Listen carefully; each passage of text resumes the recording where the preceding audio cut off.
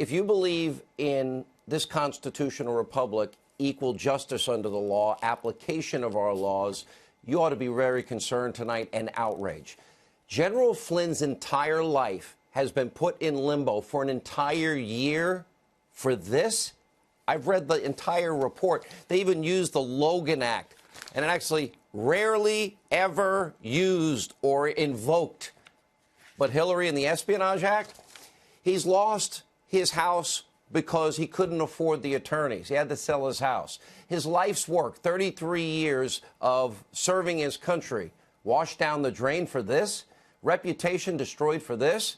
Nobody in the FBI thought this man lied. Comey didn't think so. McCabe didn't think so. Strzok, of all people, he didn't think so, and he interviewed Lieutenant General Flynn. 33 years of service, 5 years in combat in Iraq and Afghanistan, and this is the treatment, this is the thanks this country gives him?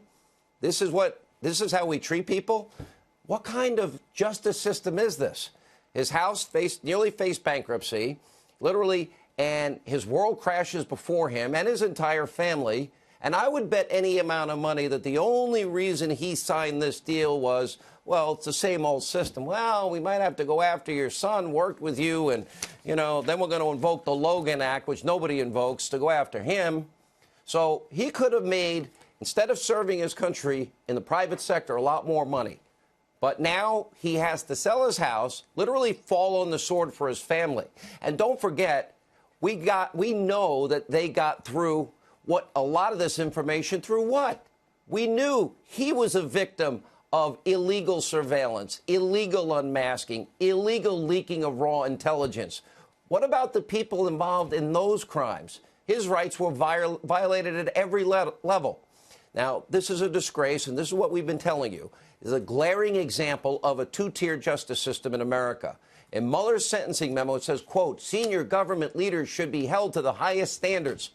Can we start with Hillary Clinton and James Comey? Because we have a long list of Democrats and Trump haters who have lied under oath before Congress and have faced no consequences. For example, longtime Clinton aide Cheryl Mills, Uma Abedin lied when they told the FBI investigators they had no knowledge of Hillary's private email, except they used it.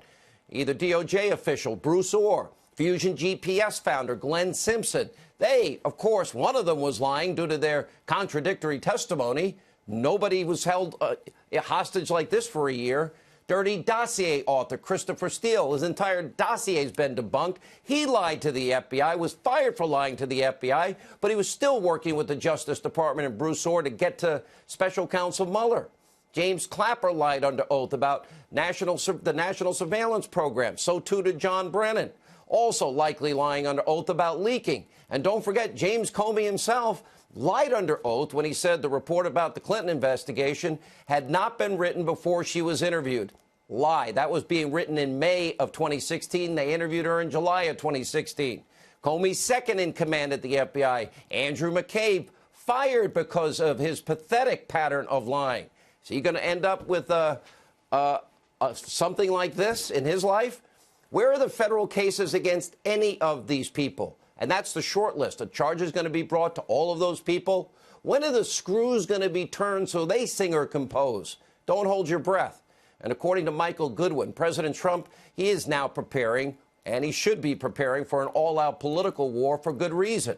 Robert Mueller and his team of partisan Democrats, even Clinton attorneys, and a pit bull that lost 9-0 in the Supreme Court, cost tens of thousands of people their job, Andrew Weissman, and put 4 innocent people once in jail, overturned by the Fifth Circuit. They have set out to disrupt, discredit, and destroy the presidency of Donald J. Trump. No matter how many lives are ruined in the process, you can't get them on the crime. Let's get them on a process crime. Let's set a perjury trap. Now, we have a lot more all throughout the hour. We'll check in with Congressman Mark Meadows and Congressman Jim Jordan and Matt Gaetz. Also, let this monologue be a warning to anyone thinking about traveling through Mexico tonight in order to cross the southern border illegally. A Hannity investigation. It is not easy, it is not safe, and you are literally risking your life. If we had a wall up and people knew they could never get in, lives would be saved. Look at this from the AP.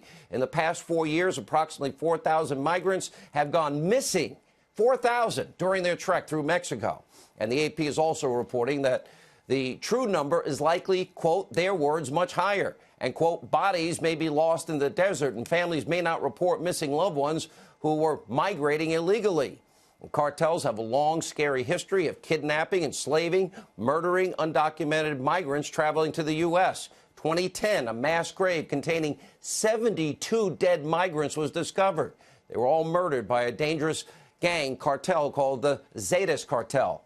And just this year, 100 migrants from the caravan, including children, have been kidnapped. That same cartel is purportedly responsible. For those who successfully do cross the border illegally, the risks continue, even within the United States, as they trek through rural areas of Texas, north of the border. Hundreds of bodies have been found, many dying of dehydration after getting lost in the desert. In one Texas county alone, over 550 bodies have been recovered since 2009. We talk about family separation. What about permanent family separation with people dying? Now, meanwhile, look at this video. Fencing along the southern border poses a serious risk for illegal immigrants unless we build a sufficient wall. This shocking video from Arizona shows a suspected smuggler, look at this, tossing children over an 18-foot border wall. Others below attempting to catch the kids. Look at this on the other side. Take a look at that video. One as young as 2 years old. In Tijuana, where the majority of the 10,000-plus members of the migrant caravan are indefinitely stuck in limbo, the conditions there are horrific.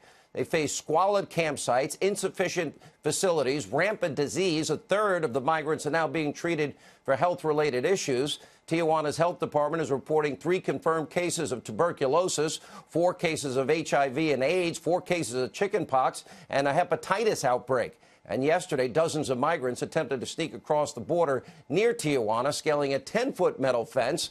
That's the one probably Chuck Schumer wants. Others were able to squeeze through gaps in the fencing near the coast. Most were apprehended. I have no doubt the majority of migrants headed to the U.S. are merely in search of a better life and more opportunity.